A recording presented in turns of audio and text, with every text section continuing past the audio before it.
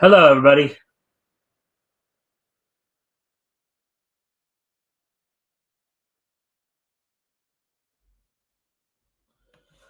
All right. Well, welcome to the Mikestand um, night, Wednesday night, of course. Um, so we're gonna wait a few minutes to let people come in. Tonight, of course, we're going to have a very special episode tonight, as per requested. I'm going to give some of my top anime favorite, talk about some of my top anime favorites slash recommendations.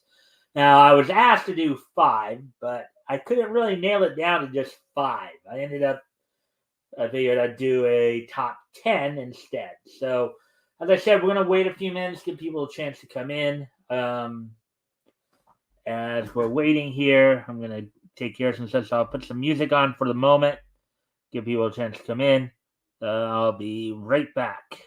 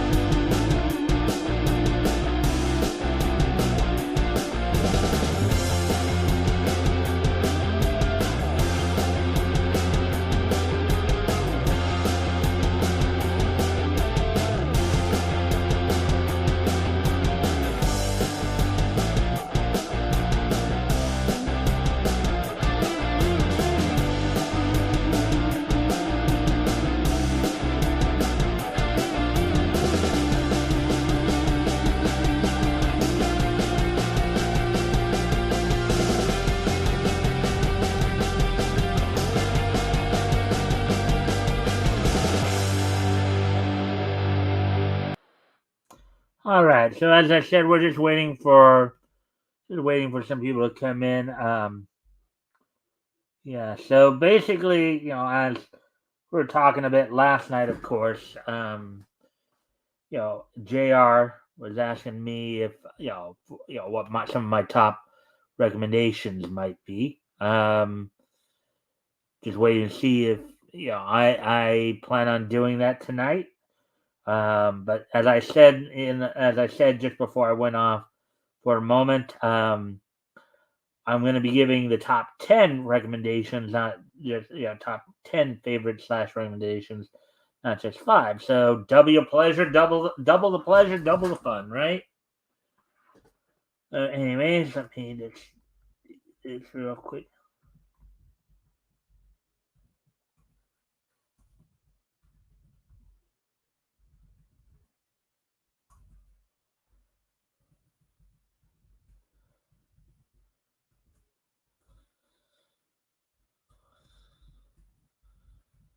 So basically tonight, as I said, I'm just gonna go over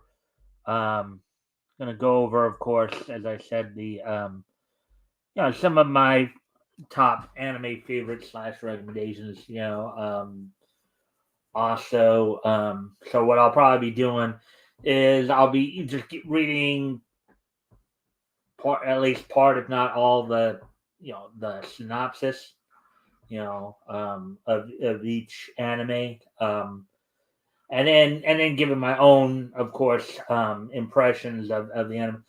Like all these that are in this top 10, I've watched at least twice. So that should tell you something. Some obviously more than others.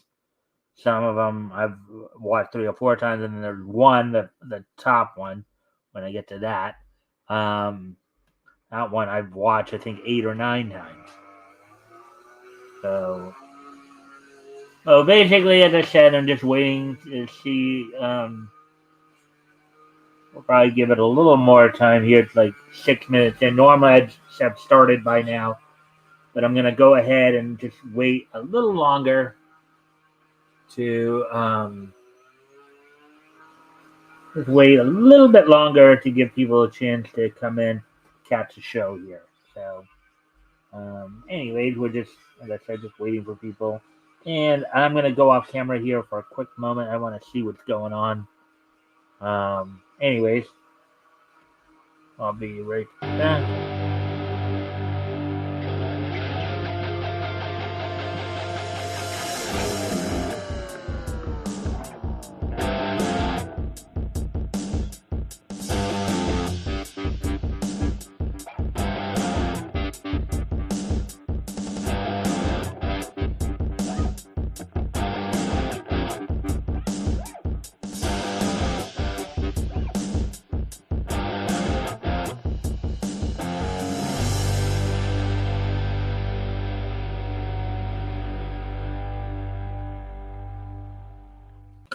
I hope you guys won't mind that there will probably be a buzzing sound in the background. My sister's doing some yard work right out, outside my window here, so you might hear that. Hopefully, you can still hear me though as I'm going over the stuff here. I'm just giving people a chance to come in. I'll probably start up at the 10-minute mark here. Hopefully everybody's having a good week thus far. I know we've reached hump day, so yeah. So, anyways,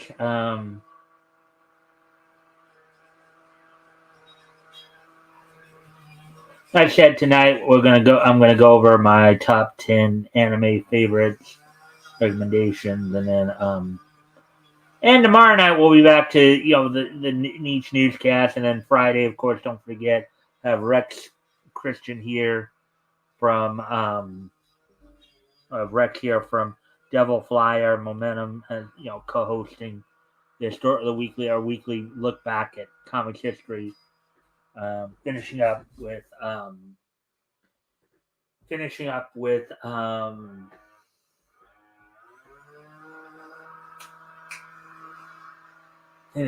with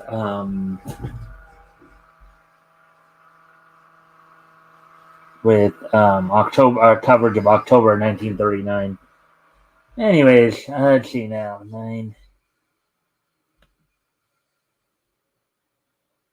here. Actually 8:50 rather. Yeah, we're at the 9-minute mark, of course. Anyways.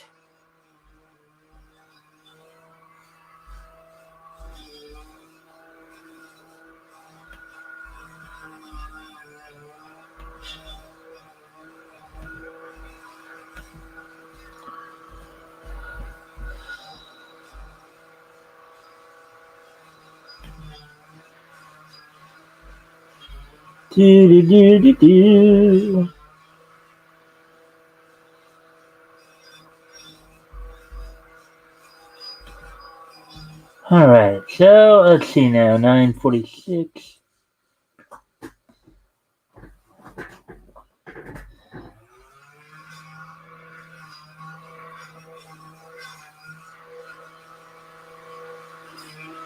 All right, we've hit the 10-minute. Hey, Woody. Sounds like same yard work or construction going on. Sounds like some yard. Yeah, that's basically what it is. My sister, I guess, got the the weeder out there, weed whacking, I guess. Um, Hopefully you can still hear me though, Woody. um, but anyways, if you guys haven't already, if you guys can like and share the screen, see if we can get some more friendly people on here. That'd be appreciated. And also, if anything I mentioned tonight grabs your attention, feel free to comment and or ask questions. I will try to answer the questions to the best of my ability.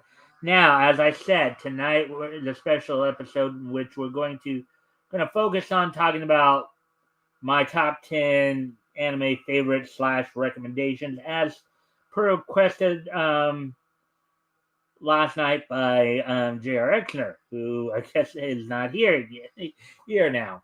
But hopefully he'll be in soon. But anyways, I'm just gonna go ahead and get started then. You know,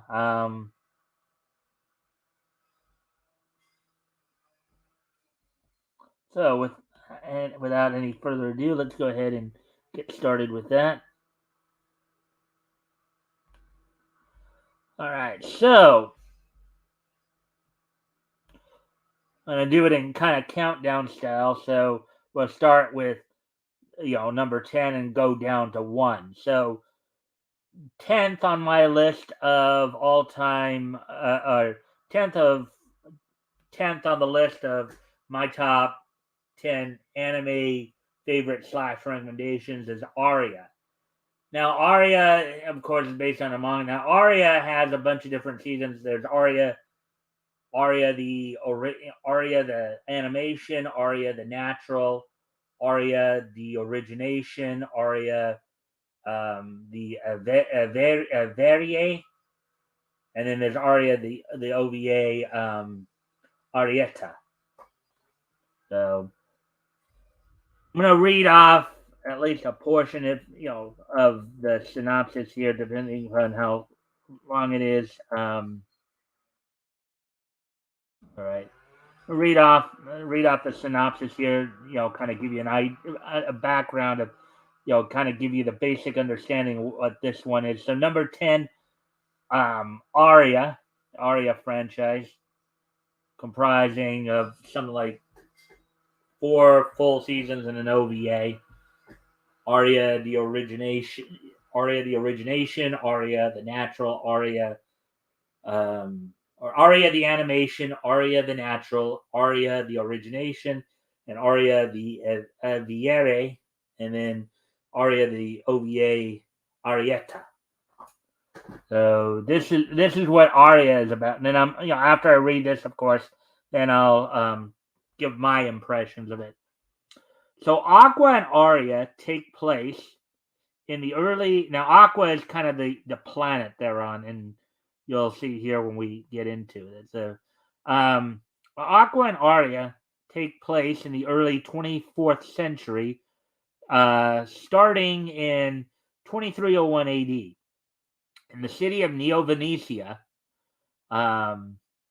translated as New Venice, on the planet Aqua, formerly Mars, sometimes stylized, in the manga with base text for Mars serving as which was renamed after being terraformed into a habitable planet covered in ocean. Now, I didn't even know that was formerly Mars myself, but but you learn something new every day.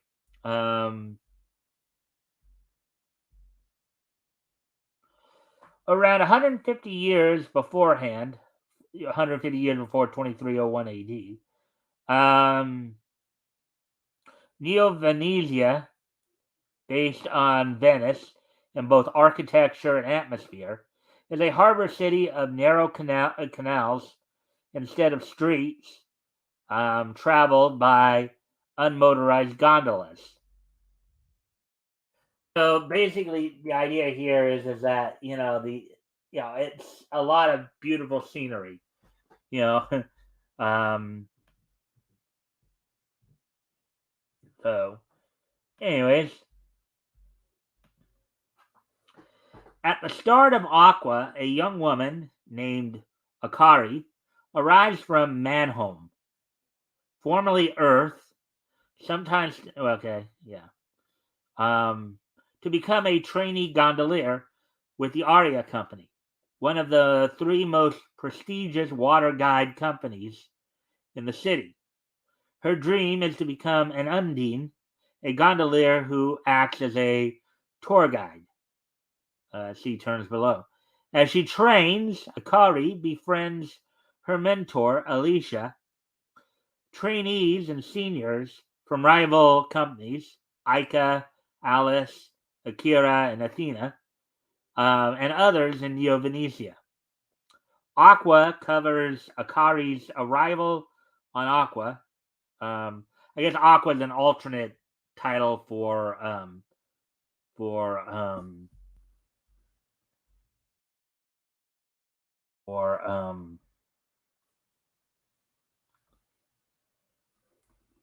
yeah, it was originally titled Aqua, but then became known as Aria. So, but anyways, see where we're at here. Okay. And others in Neo Venetia. Aqua covers Akari's arrival on Aqua and her early training as a pair or apprentice. Arya continues her training as a single or journeyman, um, culminating in the graduation of her, Aika, and Alice as full prima undines. Now, basically, it's kind of like, and you can draw the comparison to Naruto, where, like, so basically, a pair here would be like a Genin in Naruto.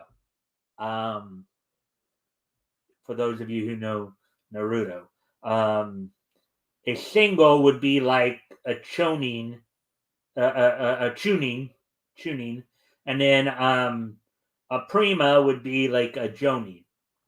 You know, to kind of draw some comparisons to maybe some other animes you've heard about and all that.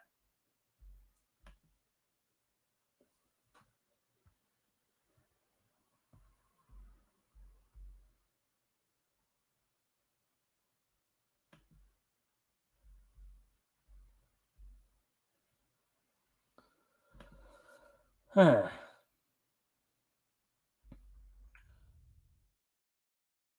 Each chapter is a slice of life episode, Akari's exploration of the worlds of gondoliers, Neo Venezia, and Aqua itself.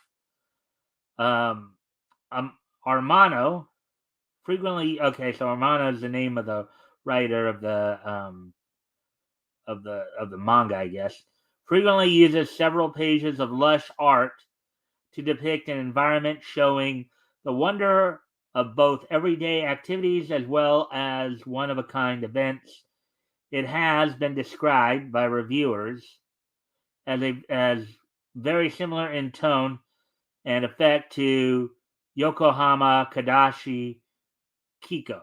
And I guess is another anime in that. So now that I've kind of gone over kind of the background of the story of Arya and the animes, what's going on there. I'll go ahead. Hey, Jr.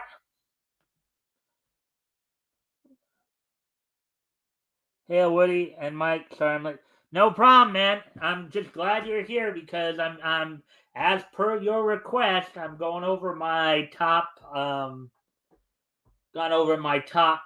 Well, I'm doing a top 10 in countdown style of top 10 anime favorite / recommendations. So you want to really stick around here. I'm doing number 10 right now, Aria, which is basically about set basically in the 24th century and following the lives of trainee gondolier. So hopefully you caught at least some of what I was just talking about. So now my personal impressions of Arya and why it's in the top 10. Um, Arya is a pretty much of a slice of life type character development anime. It's a very chill anime. It's one with got a lot of beautiful scenery in it. Not it's one of those type of animes that if you just want to just relax and just see a bunch of nice scenery and like maybe get to know some characters, that's kind of a good one to go with. Um, not a lot of not a lot of action in it. It's just a very chill anime, very chill, relaxing anime that one that I'm currently watching for like the second or third time here. As I said, all these in the top 10, I think I've watched at least. Well, this one I'm currently watching through it. There's, as I said, there's about 4 full series and then an OVA. Arya, the animation, Arya, the natural, Arya, the origination, and then Arya, the Verrier, and Arya, the OVA, Arietta. So it's one of those that it's very nice to watch if you just want to just kind of sit there and relax and and just kind of chill out. It's a very chill anime. The focus is a little bit more on character development and really just getting inside the heads of the characters, and also just just living vicariously through how they relate to each other. So that's number 10, Arya. Number 10 on my top 10 of anime favorites and recommendations. Moving on to number 9 now, which will be number 9 will be Berserk.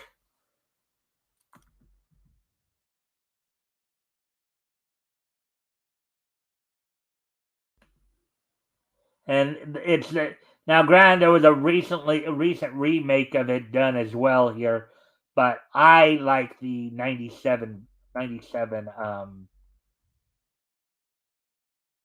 1997 version of it. So here's the 1997 anime Berserk. Here's the plot behind Berserk. Guts is a lone mercenary warrior who wanders Midland looking for battles. Now, genre rises dark fantasy, epic fantasy, sword and sorcery. Just to let you know. So, battles driven solely by his will to survive. After being defeated by Griffith, the ambitious and charismatic leader of a fearsome mercenary group called the Band of the Hawk, Guts becomes a full member of the group. Guts quickly rises through the ranks, becoming Griffith's best warrior.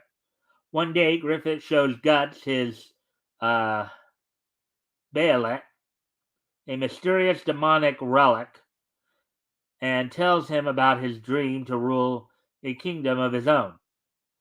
3 years later, the Band of the Hawk have grown in power and numbers, with Guts serving as a commander of the group.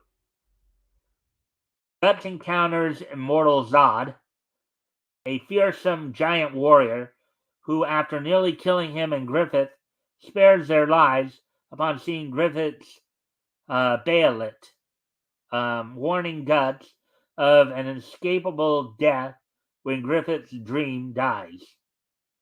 While recovering, Griffith starts getting closer to the King of Midland's daughter, Charlotte. At one point, Guts overhears a conversation between Griffith and Charlotte at a royal dinner party, where Griffith says that to him, a true friend is someone who has their own dream, someone he can call his equal. The Band of the Hawk is eventually hired full-time by the Kingdom of Midland, hoping to win the 100-Year War. against the Tudor Empire. So maybe it is based a little bit on some actual Earth history here. Um, uh, and then Woody's replying to Jr. there.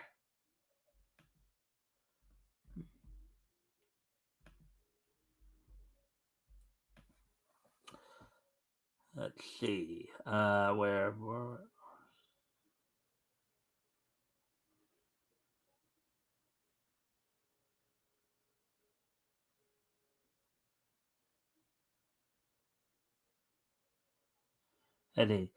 In the meantime, Guts develops a close relationship with Casca, the Hawks' unit commander and only female member.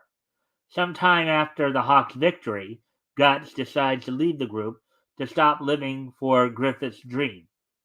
Griffith challenges Guts to a duel, telling him that he joined the band of the Hawk because he lost, and that he can only leave the Hawks if he can defeat him. After defeating Griffith with a single swing of his sword, Guts reaffirms his decision and walks away. Psychologically devastated by Guts' departure, Griffith, in a lapse of judgment, has sexual intercourse with Princess Charlotte, unaware that he is being watched. Consequently, Griffith is imprisoned and tortured, while the rest of the Hawks are marked for death. Yeah. Right. So I think you guys I think you all get a pretty good idea of Berserk there. Berserk is a pretty much a pretty dark medieval fantasy. It's very graphic, very gory, um, very mature. It's definitely not meant for little kids. I'll put it that way. They do get very graphic. It is very adult, to say the least. If yeah, and Jr. I know that from what you said, you've been watching Chainsaw Man. So my guess is you might be, and if you're into like the historical medieval fantasies, like the dark medieval fantasy, this might be a show that you might like. So that's number 9. Number 8 now is going to be Le Chevalier d'Eon. Number 8 on my top 10 list here in this countdown is Le Chevalier d'Eon. So let me pull that up.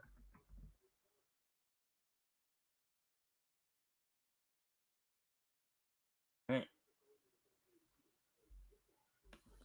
Now, as I did mention when I was talking a little bit about this, of course, last night, Le Chevalier d'Eon is actually based on a true historical figure of, around the time of King Louis XIV, named Deon de Beaumont. A little background on Deon de Beaumont. He was a knight in the service of King Louis, who ended up becoming a spy for him in Russia, becoming a close confidant.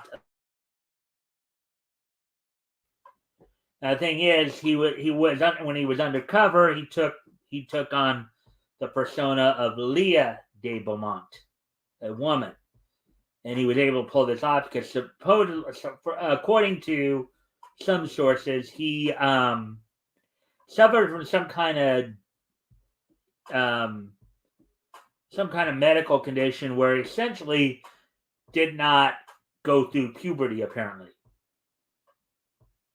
essentially, I guess in a somewhat of a slightly crude manner of saying it, his junk didn't drop, if you get what I mean by that. So that's how he was able to pull it off. He basically had very effeminate features. So that's the background on the actual real historical figure this anime is based on. Now here they of course have there's some added elements to it, but anyways, I'm gonna read the plot of this one now. So The story begins in Paris, 1742, when the body of a woman named Leah de Beaumont is found in a casket floating along the Seine. The only clue regarding her death is the word Psalms, which is written in blood on the lid of the casket. Now, Psalms in this particular series were spells cast by what they called poets in the show. So, um, so yeah. So, anyways, um, Deon de Beaumont, Leah's younger brother, and a knight in the service of King Louis the 15th and 14th. Okay, um, takes it upon himself to investigate his sister's mysterious death, along with the strange disappearance of a number of French women. By order of the King of France, he is to recover the royal psalms, which is linked to the mysterious death of his sister um, and the case of the missing women.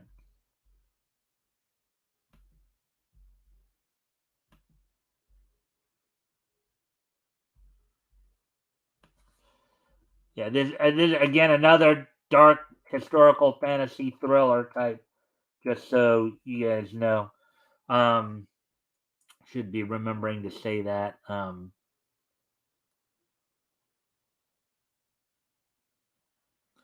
At the beginning of his journey to find the royal psalms, he is accompanied by a young boy named Robin, appointed to him by the queen, a gentleman named Durand, who is an old colleague of his sister, and his old master, Telegory.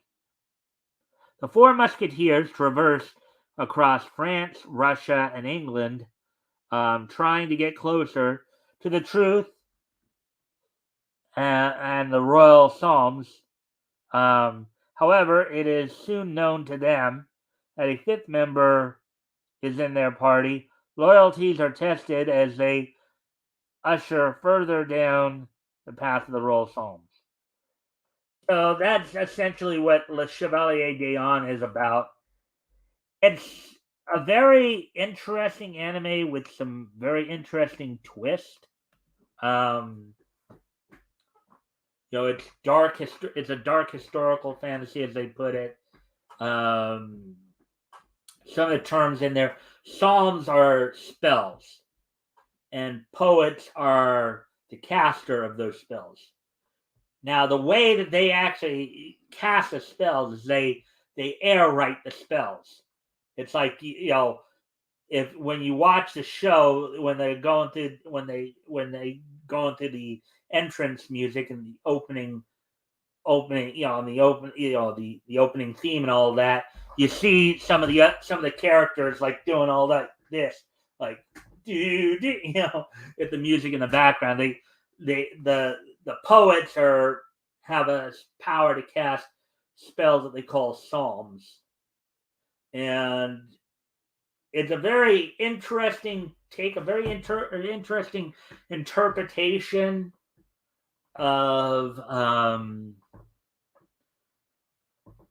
basically of world and French history from, I guess, a Japanese mangaka's perspective. Putting some supernatural elements into it.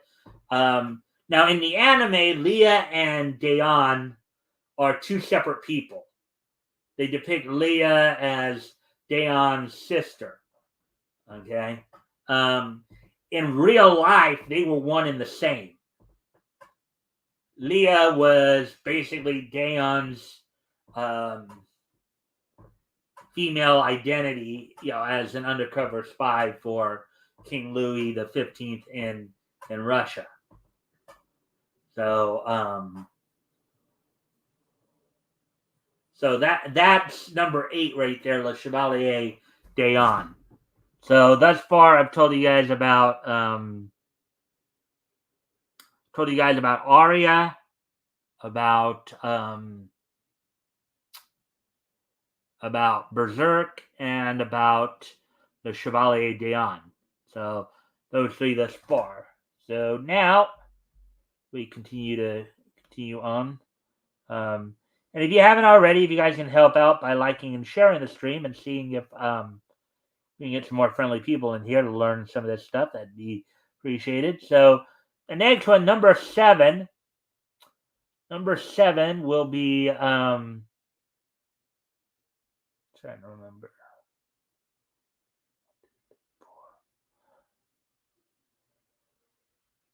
So I'm trying to remember what number 7 is, because the Metal Panic. Don't have time. Go to the show. Sure no Toki. Goku Sen. What number? Goku Sen. We know.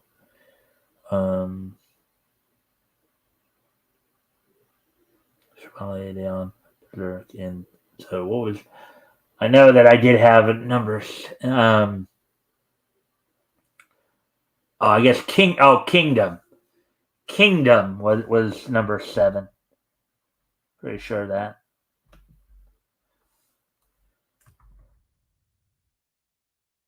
There's an anime actually called Kingdom. It's basically based on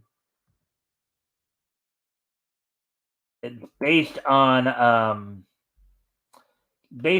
the founding of the Chinese of the country of China. It takes place during China's Warring States period, and covers the relationship between what would become the first king of China, I believe, and so this is an epic historical military anime.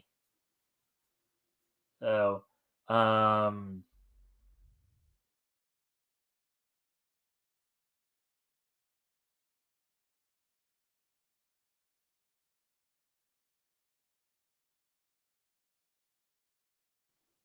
oops.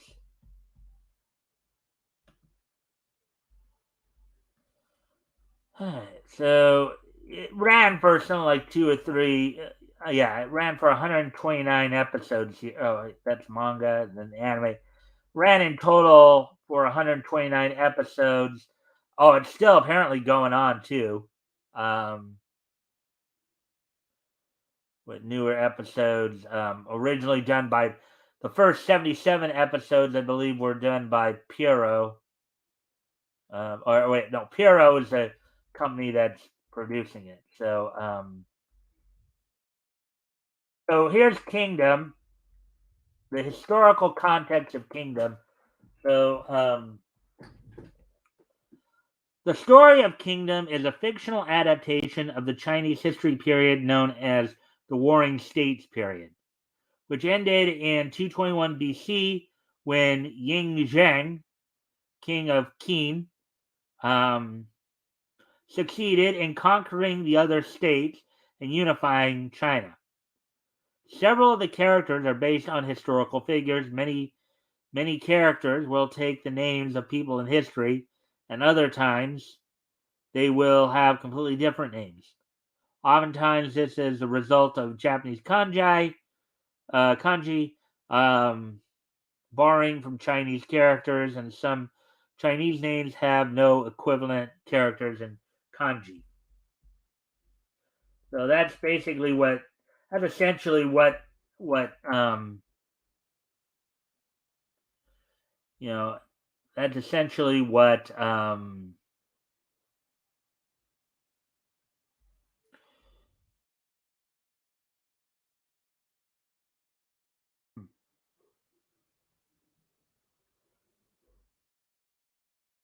interesting. Yeah, so I guess yeah,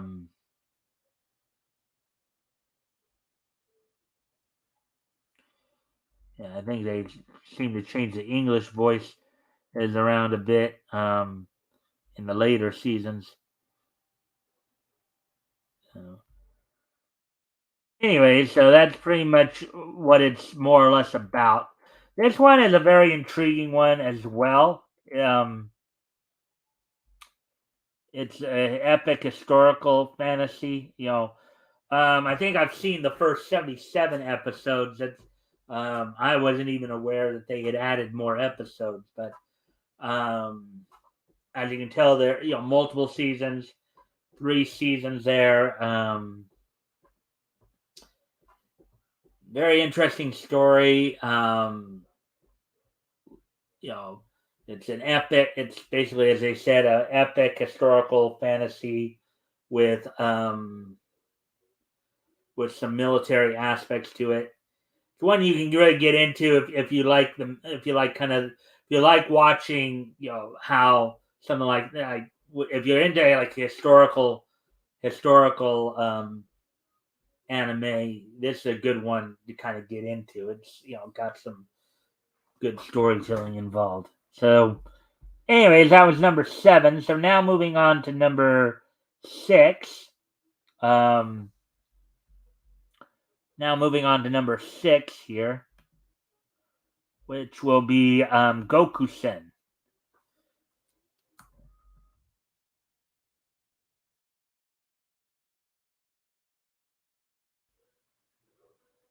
Okay, so Goku-sen is a anime. It's a comedy, martial arts, yakuza type genre anime. It's a bit more. Um, so the plot of it is Kumiko Yamaguchi is the granddaughter of a yakuza boss, Kuroda of the Kuroda Ikai or Kuroda yakuza family. Her parents died when she was at the age of 7, and her grandfather had no other descendants, so Kumiko is next in line to head the family business with the title of Ojo, or young lady. So she's in essence a Yakuza heiress, is what she is. You know, but this story is a bit more interesting, and I'll read on. However, her lifelong dream has been to become a teacher. While her grandfather approves of her choice, others in the family want her to become the next boss. Kumiko becomes home teacher of class 4-2 in mathematics at an all boys private high school, where she is known as Yankumi. Her class is full of delinquents, but she tries her hardest to teach them not just academically, but about lessons in life. Though she is forced to keep her family a secret from the public, her Yakuza upbringing gives her the strength and the experience to reach out to her students while also providing comedic situations. Yeah, this one is a nice. The background story here of her being a Yakuza heiress wanting to become a teacher, that's a good story in of itself. Is the writer Japanese or Chinese? I wonder how a Japanese author would portray China. Actually, oh, you're talking about Kingdom? I could find that out. Let's see, Kingdom. Kingdom is a Japanese manga series written and illustrated by Yasuhisa Hara. So I'm guessing he's Japanese and JR.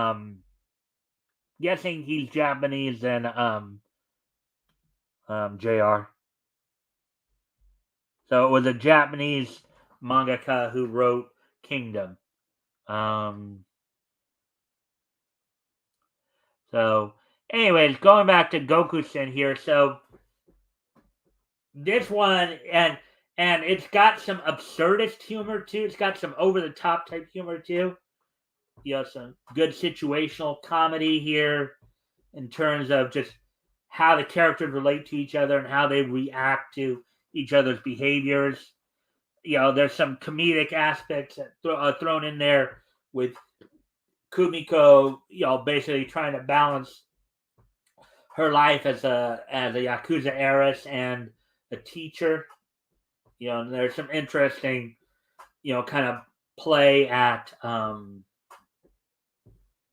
It's a good series. The story is good, and just how they develop the story is pretty good too. Because you do get a lot of good storytelling in terms of, you do get, there are some episodes that are, that do kind of show you, okay, how she, like, how she's perceived, and how, like, for example, like, what made her want to become a teacher, you know.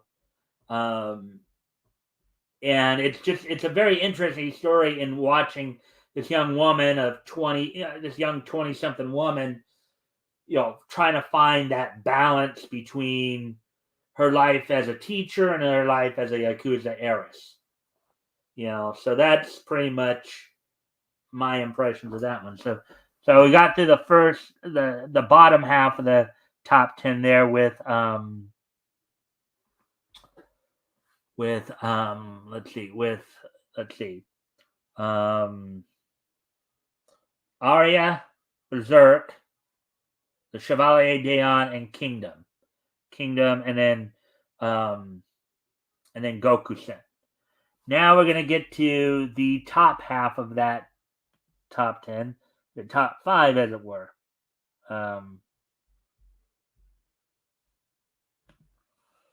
So let me just do something here real quick.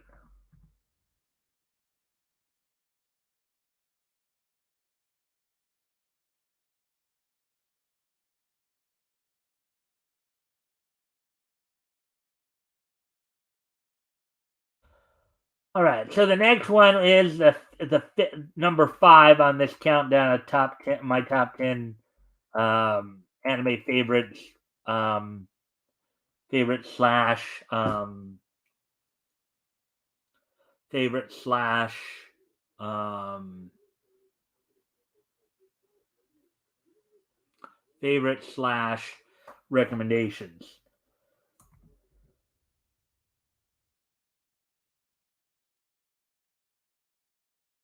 So Shura Toki is the next one here, based on the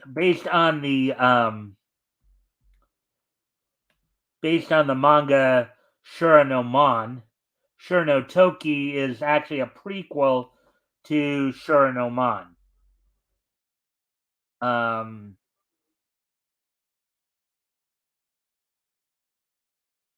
Basically, Shura no Mon, Shura no Toki, or Shura no Mon translated as Ashura's Gate, which I believe is Ashura is a Japanese god of chaos.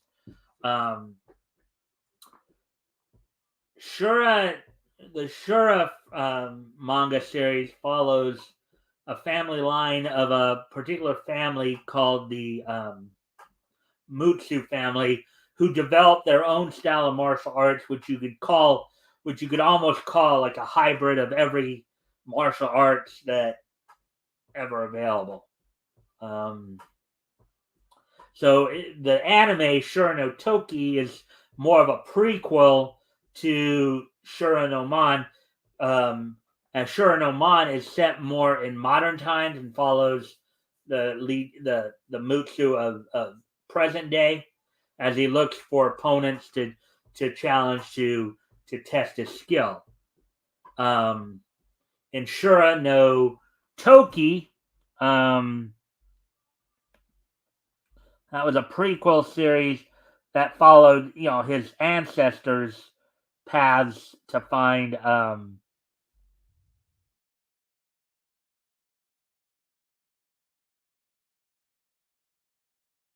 yeah. So as it said, it was a prequel series that followed his ancestors, and each, different time period, he would basically be going up against a. So let me see now. I guess I'm gonna need to get the more of the anime information here. I have to go to Anime News Network for that one.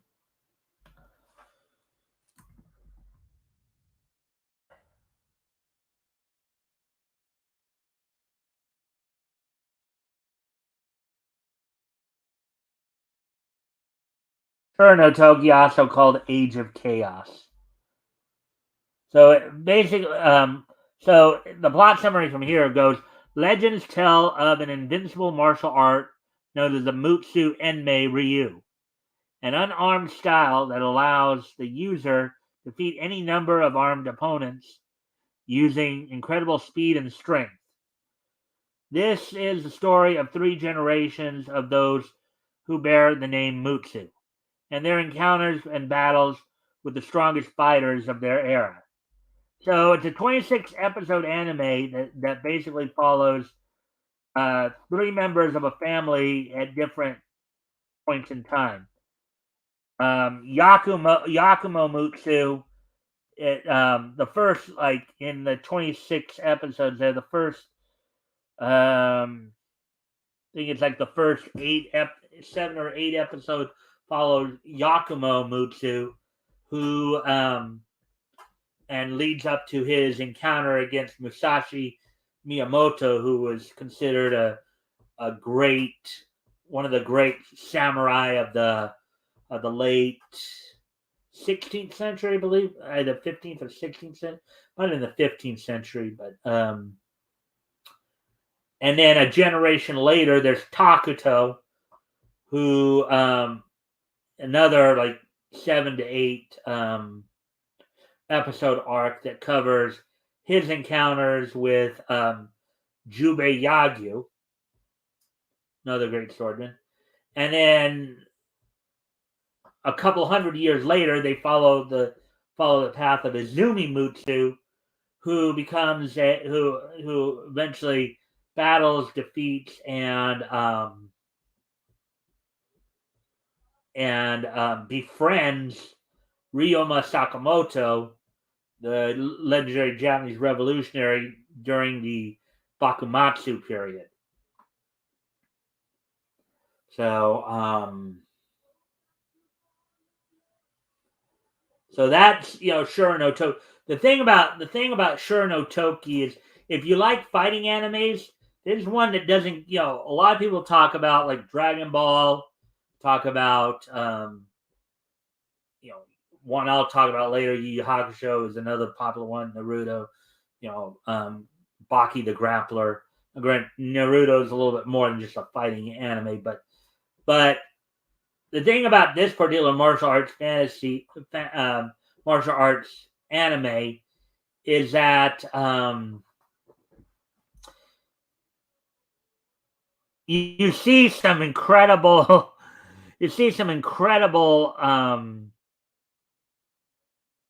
incredible moves that when you look at them, you wonder, how's he able to do that?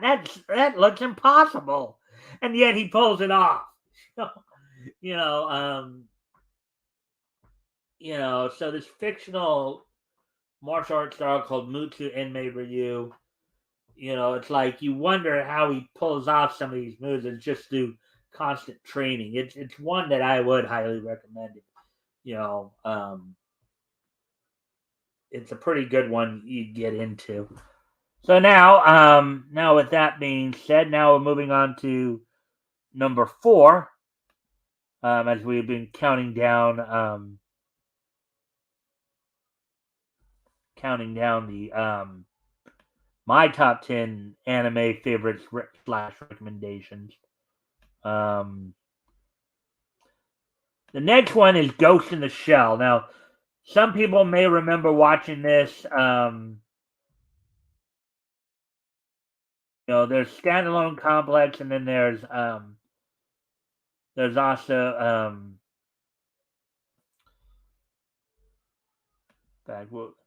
so there were two anime. There were actually 2 seasons of the anime. There was Ghost in the Shell Standalone Complex, and then there was Ghost in the Shell Standalone Complex Second Gig, and then there's actually another one that more recently came out, Standalone Complex 2045, is set in the far future. But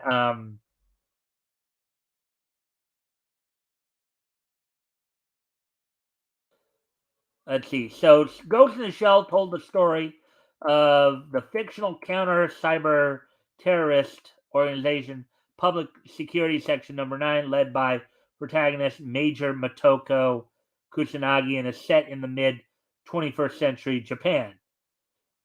So supposedly this is set in, probably in a few years from now, basically, but back in the early 2000s.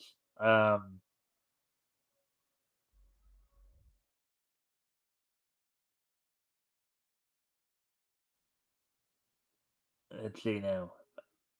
Yeah, setting. So basically, it's intriguing. It's another intriguing one. If you let's see, Ghost in the Shell as a genre here.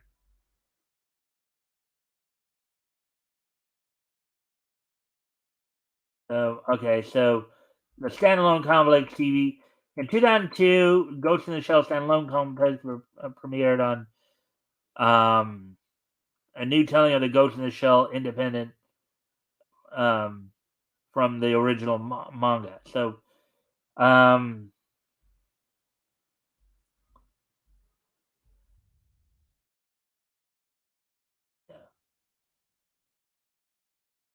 right, primarily set in the mid 21st century in the big old Japanese city of Nihama Prefecture, otherwise known as Newport City. The manga and the many anime adaptations follow the members of Public Section Number 9, a task force consisting of various professionals skilled at solving and preventing crime, mostly with some sort of police background. Political intrigue and counterterrorism operations are standard fare for Section 9, but the various actions of corrupt officials, companies, and cyber criminals in each scenario are unique and require the diverse skills of Section 9 staff to prevent a series of incidents from escalating. In this post cyberpunk iteration of a possible future, computer technology has advanced to the point that many members of the public possess cyber brains, technology that allows them to interface their biological brain with various networks. In other words, it's kind of like having a computer in your head, basically. And that's not just a select handful of people. That's what they're saying is that's actually at least about half of society right there. You know,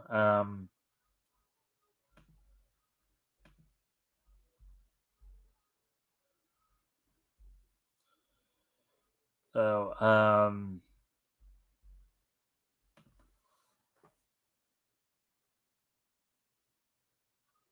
level of cyberization varies from simple minimal interfaces to almost complete replacement of the brain with cybernetic paths um, in cases of severe trauma. This can also be combined with various levels of prosthesis, with a fully prosthetic body enabling a person to become a cyborg. The main character of Ghost in the Shell, Major Motoko Kusanagi, is such a cyborg, having had a terrible accident befall her as a child that ultimately required her to use full body prosthesis to house her cyber brain. This high level of cyberization, however, opens the brain up to attacks from highly skilled hackers, um, with the most dangerous being those who will hack a person to bend to their whims. So, so they get into the whole idea of what might happen if you were to become more cyberized. It's obviously a sci-fi cyberpunk type anime, and there are some very interesting questions they look at. Um, I don't want to give too much of it away, but one episode I would highly recommend. Just is the episode called "Red Data," in which there's a particular situation there that is just it's very on some level it's very humorous. At the same time, it's kind of also a reflection on people as a whole. So um, and this one was, of course, pretty popular when when it was on Toonami as well. So,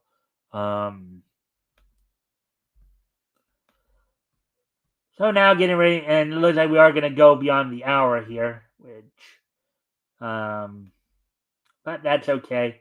So now moving down to number 3, the dot hack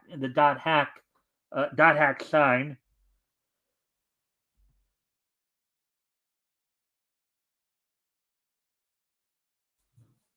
Dot hack sign was an anime that was part of the Dot Hack franchise. For those who are video gamers, you probably remember the Dot Hack project, which was a series of games um, back in the early 2000s. Um, let's see now. And this one had some very interesting, scenes and stuff in it too.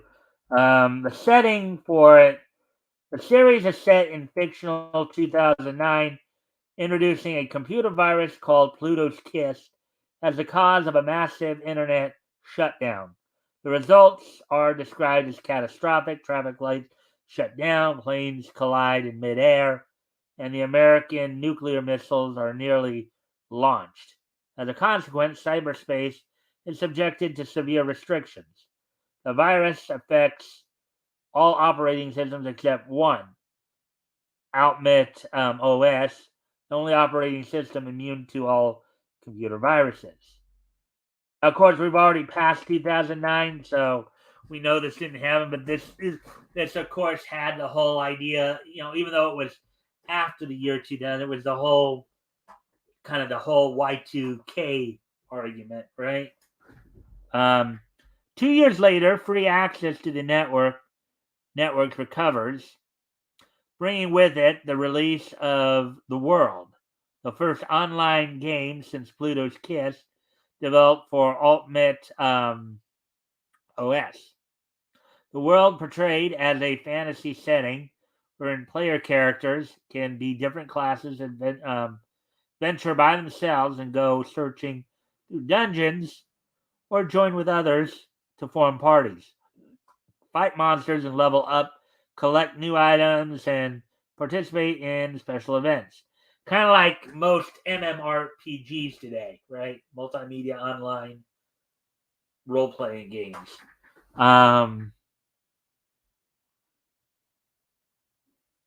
At the center of each server is a root town, which contains shops, a save point, and a chaos gate that players use to travel between servers and games.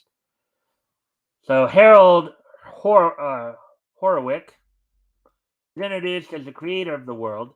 He secretly designed the game as a virtual womb in order to create the ultimate artificial intelligence. By receiving emotional and psychological data from the players. His motivation is revealed to be the death of Emma Wieland, a German poet whom he was in love with. Whom he was in love. The AI, who is named Aura, would serve as the "quote unquote" daughter they never had. Harold. So get this. So now I don't know this woman if she even knew who he was, but he apparently fell in love with her. And then he goes on and creates a whole virtual world in her honor. I know today some women might find that kind of creepy, but that's kind of an intriguing little thing. um, so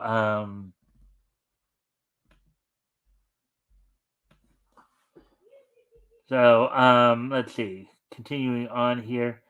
Harold left the gathering of the required data for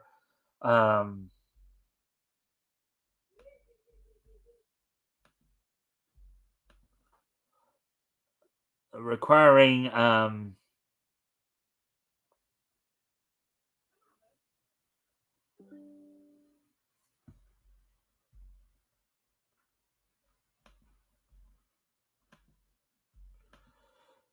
let's see. Oh yeah. Hera left the gathering of the required data for Aura's development at the care of the core system of the world itself, an omnipotent AI called Morgana Mode. Morgana Mode gone. The storyline of Dot Hack Sign, set in early 2010, revolves on the premise of Morgana attempting to stall the growth of Aura indefinitely after realizing that she will lose her purpose once Aura is complete.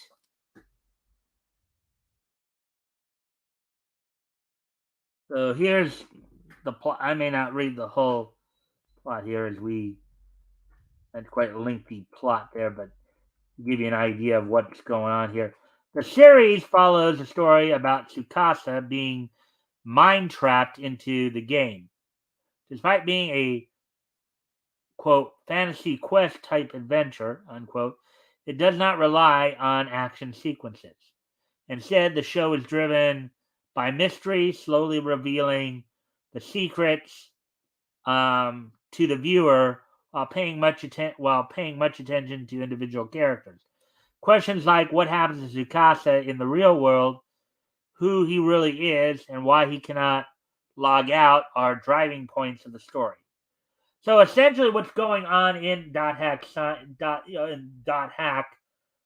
as a whole, Dot Hack Sign the anime and then the Dot Hack games, is that there's a virus that infects the game to where people become their essence, their minds become trapped in the game. You know, their bodies fall comatose. They're usually hospitalized. You know, so there's a lot of intrigue in this show. Revolving around Tsukasa, and that's where again, I would for you to understand it, you need to watch the anime itself. Oh, let's see. So now, let's see. So I think we're down to the final two. Let's see. Arya, Berserk, Le Chevalier d'Eon, Kingdom, Gokusen, Shura no Toki, Ghost in the Shell. Yeah, we're down to the final two here. Final two. So the second to the last one is Full Metal Panic, which is a mecha anime. Mecha with some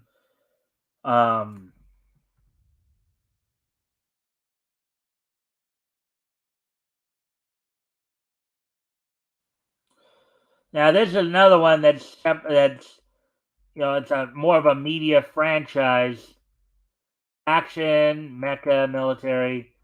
The three parts of the anime are well. There's another one that I haven't seen yet, but there's Full Metal Panic, there's Fumofu, and then there's Second Raid. So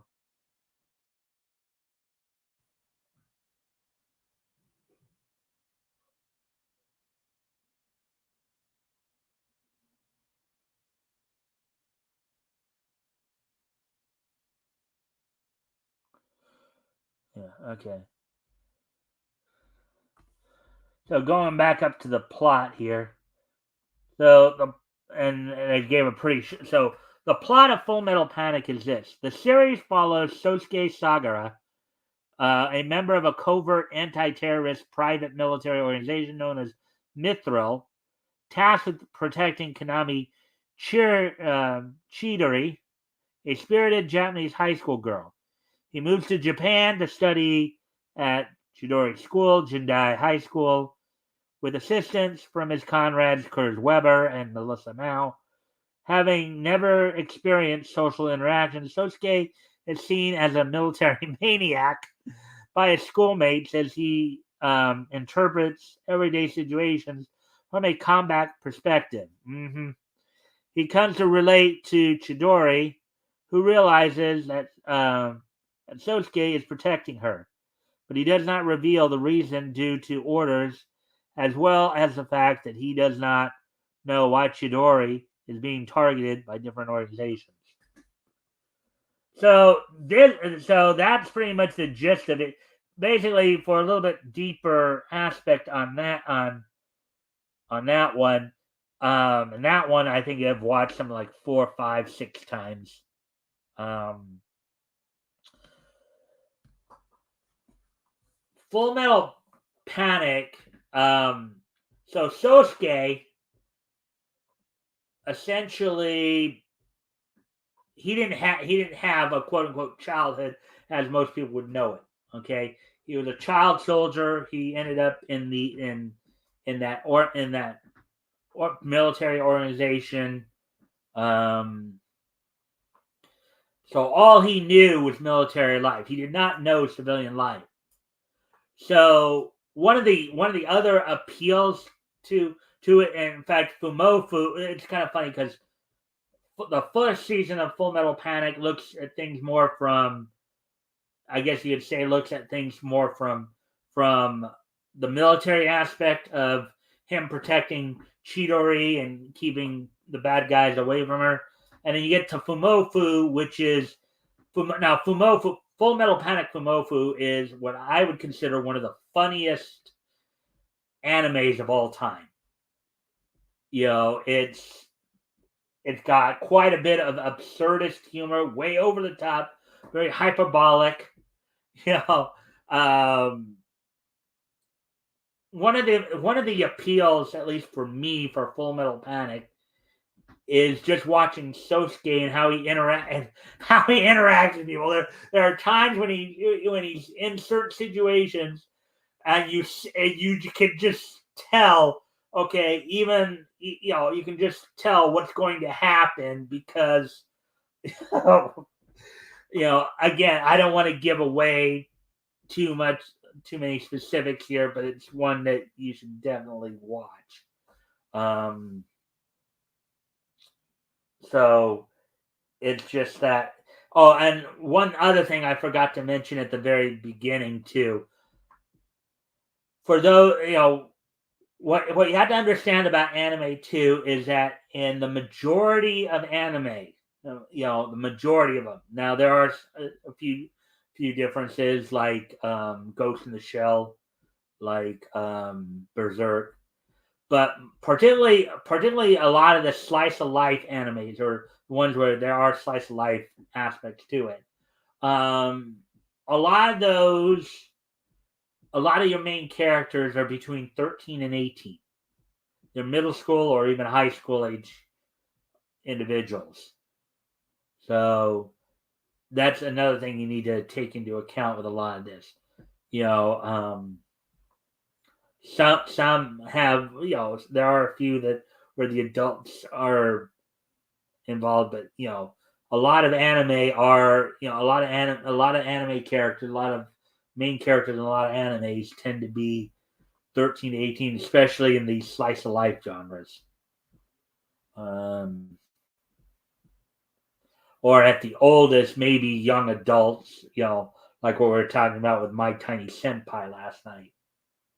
That one is probably like college age to young adult type age range. But again, now the number one, probably my all time favorite anime, which I have watched something like 8 or 9 times, is Yu Yu Hakusho.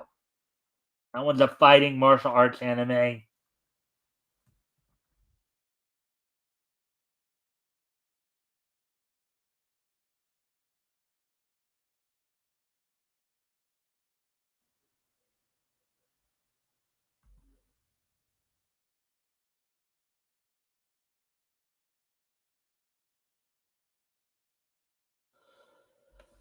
Okay, so Yu Yu Hakusho is as we said, a adventure, martial arts, supernatural fantasy. Actually, I don't even need to read it. I pretty much remember the core of the story.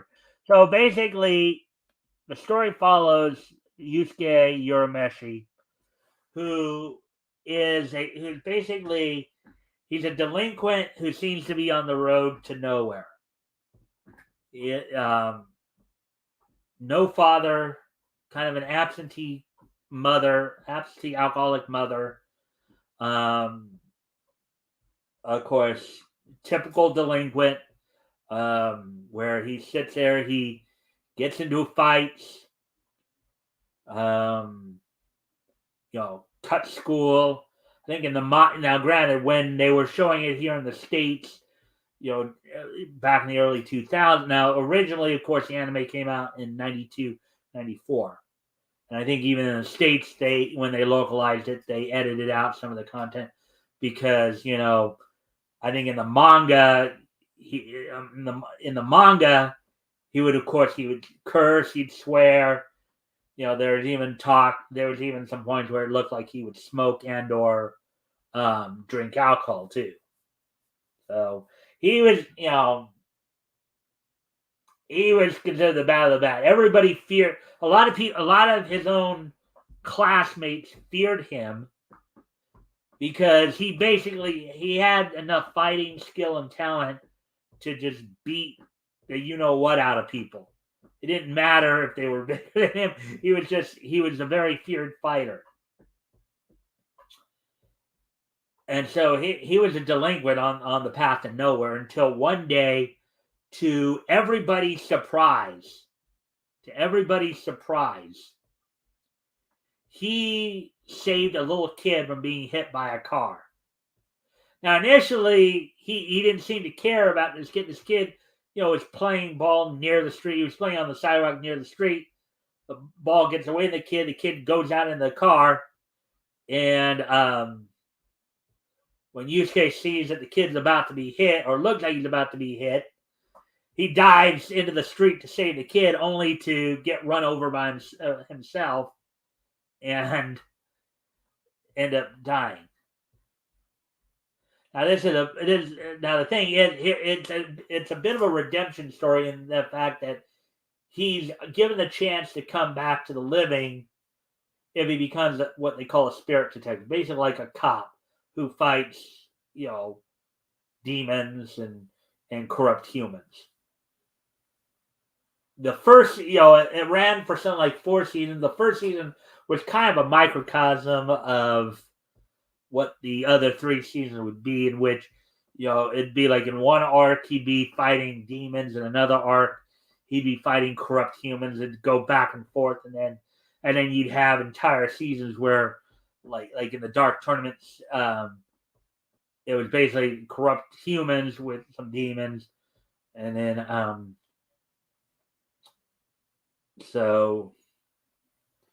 but Yu Yu Hakusho, the thing that appealed to me about Yu Yu Hakusho and why it's my all-time favorite is watching Yusuke's maturation process.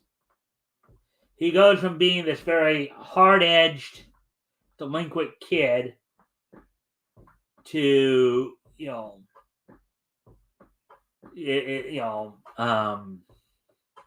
to his lineage, it's some interesting twists in the story too.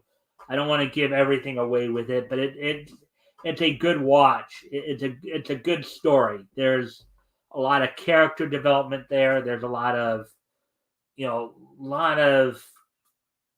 not just in Yusuke either, but in some of his supporting cast members as well.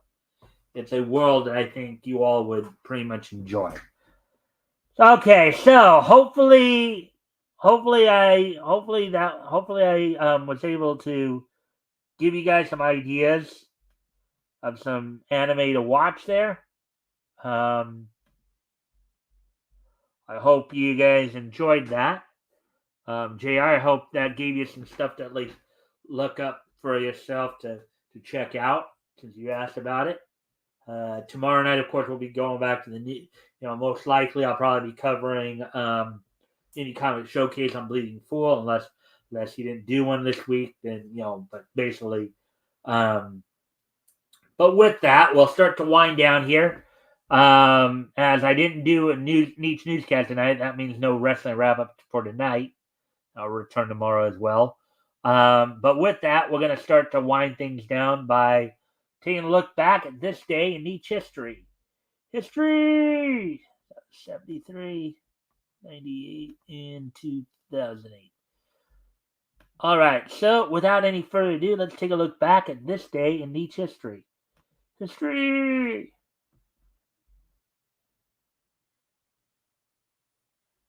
So, first off, we're going to head back to 1973, 50 years ago today. As on this date, 50 years ago today, the 100th issue of Famous Monsters of Filmland from Warren Comics went on sale on this date, on this June 14th, 2023 date, back in 1973. It sold for $1.25, was 96 pages. So on this date, back in 50 years ago today, back in 1973, was June 14th. The 100th issue of Famous Monsters from Filmland went on sale on newsstands from Warren Comics. So with that, moving on to the next piece in each history. On this date, 25 years ago today,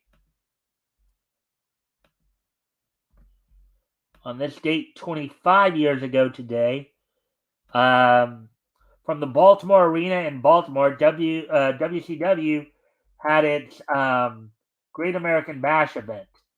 The main event saw Sting battle the Giant for control of the WCW tag team titles after Sting and Giant